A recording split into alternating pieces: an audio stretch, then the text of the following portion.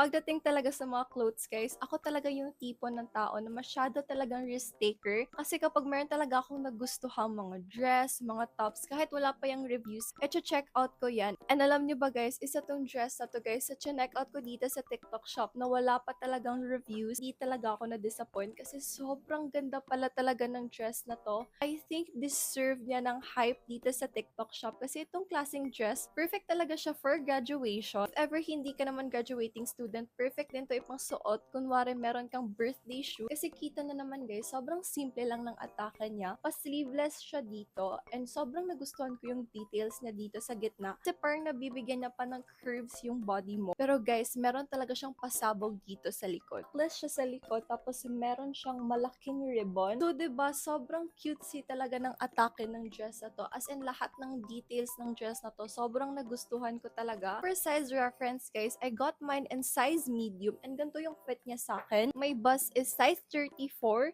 Yung waist ko naman, guys, is size 27 to 28.